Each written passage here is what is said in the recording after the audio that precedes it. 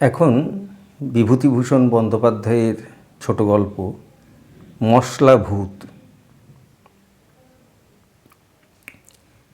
বড়বাজারের মশলা পোস্তায় দুপুরের বাজার সবে আরম্ভ হয়েছে।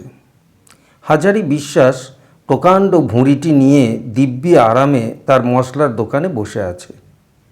বাজার একটু মন্দা, অনেক দোকানেই কেনা বেচা একেবারে নেই বললেই চলে, তবে বিদেশি খদ্দেরের ভিড় একটু বেশি। হাজারির দোকানে লোকজন অপেক্ষাকৃত কম। ডান হাতে তালপাতার পাখার বাতাস টানতে টানতে হাজারি ঘুমের ঘোরে মাঝে মাঝে সামনের দিকে ঝুঁকে পড়ছিল। এমন সময়ে হঠাৎকার পরিচিত গলার স্বর শুনে সে চমকে উঠল। বলি, ও বিশ্বাস মশাই। বারদুই হাঁক ছেড়ে যতীন ভদ্র তার ডান হাতের লাঠিটা একটা কোণে রেখে দিয়ে সম্মুখের খালি টুলটার ওপর ধপাস করে বসল। যতীন বিশ্বাসের সমবয়স্ক, অনেক দিনের বন্ধু। ভাগ্যলক্ষ্মী এতকাল তার উপরে অপ্রসন্ন ছিল। হালে সে হাজারির পরামর্শে মশলার বাজারে দালালি আরম্ভ করেছে। 2 পয়সা পাচ্ছেও সে। যতীনের মোটা গলার কড়া আওয়াজ পেয়ে হাজারি খুব আগ্রহান্বিত হয়ে উঠে বসল।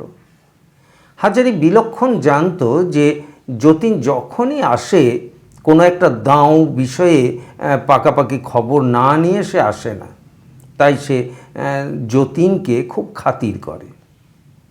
যতীন বললে, দেখো, শুধু দোকানদার হয়ে খদ্দেরের আশায় রাস্তার দিকে হাঁ করে চেয়ে বসে থাকলে তাতে আর টাকা আসে না, ঘুমই আসে। 5টা খবরাখবর রাখতে হয়, বুঝলে? হাজারি বললে, এসো এসো যতীন, ভালো আছো? অনেক দিন দেখিনি, কিছু খবর আছে নাকি? সেই খবরই দিতেই তো আসা। এ বাজারে শুধু গণেশের পায়ে মাথা ঠুকলেই টাকা করা যায় না, অনেক হদিশ জানতে হয়, অনেক কাঠখড় পুড়িয়ে তবে টাকা, বুঝলে?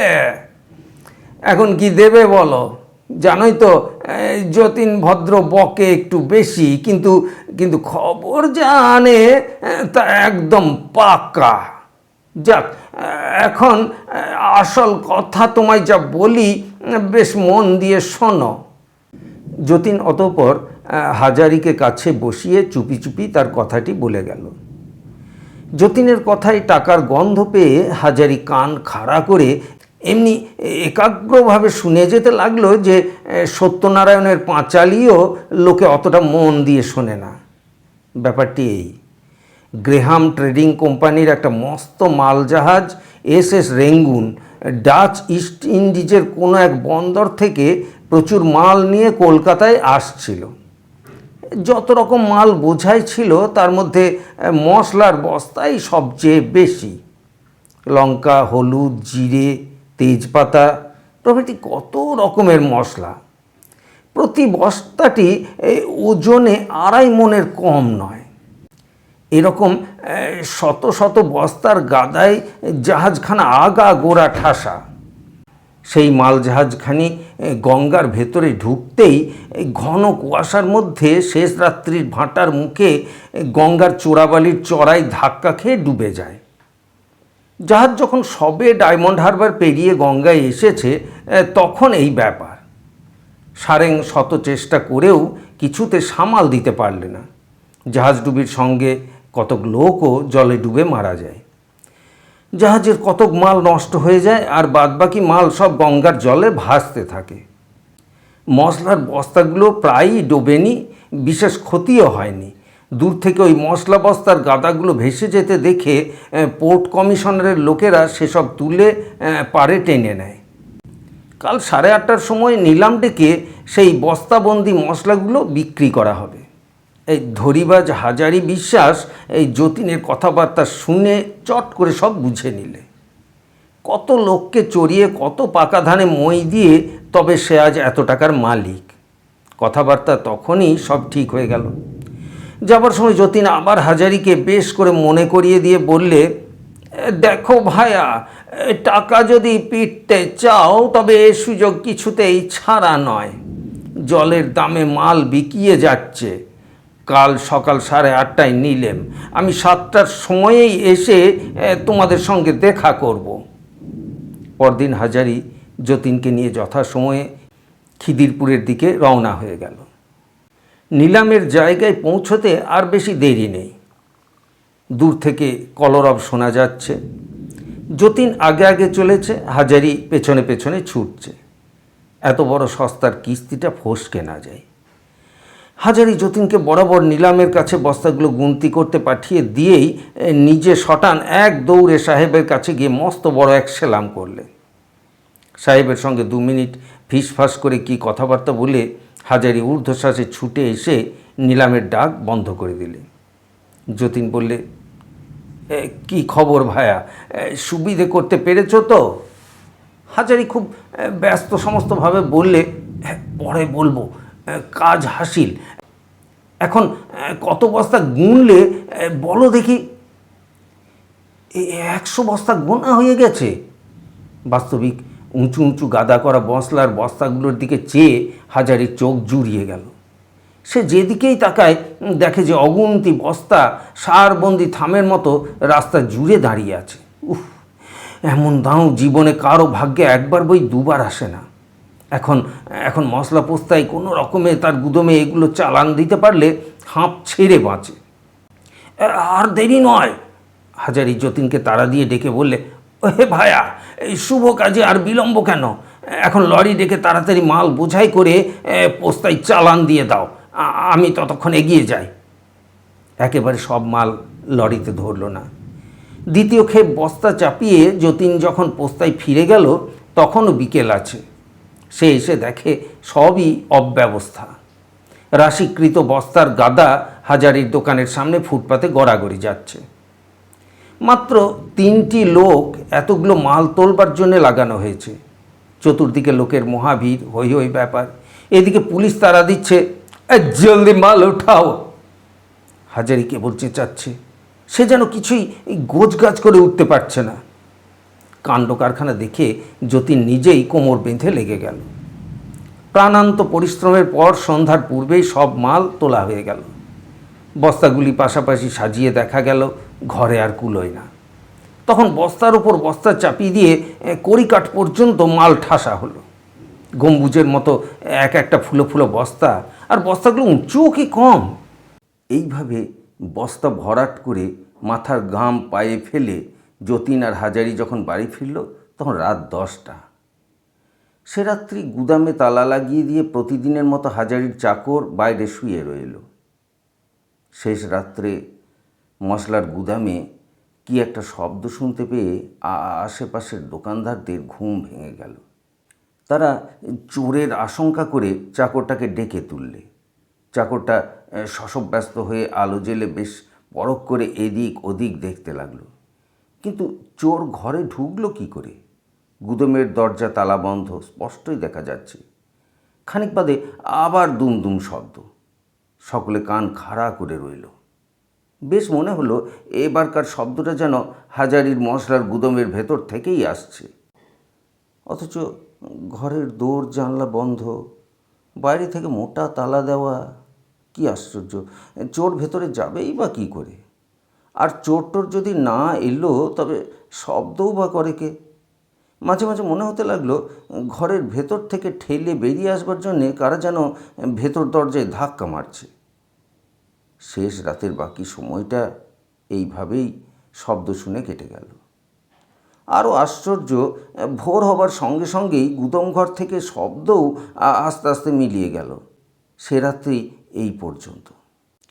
পরদিন সকালে মশলাপট্টির দোকানদারদের মুখে মুখে রাষ্ট্র হয়ে গেল যে হাজারির দোকানে বিষম কাণ্ড, ভীষণ চুরি। আসলে সত্যি যা নয় তার 10 গুণ বাড়িয়ে দিয়ে মিথ্যে রটাতে লাগলো। ক্রমে ক্রমে কথাটা হাজারির কানে উঠল। হাজারি বিশ্বাস খবর পাওয়া মাত্র দৌড়ে এসে তালা খুলে গুদামে ঢুকে দেখে যে বস্তাগুলো ঠিকই আছে, একটি মালও বেহাত হয়নি। কি ব্যাপার? তখন সে ভাবলে কিছু নয়, তার মশলা বস্তাগুলো দেখে যাদের চোখ টাটিয়েছিল এ নিশ্চয়ই সেই বদমাশদের মিথ্যে কারসাজি, তারাই মজা দেখবার জন্যে চুরির গুজব রটিয়েছে।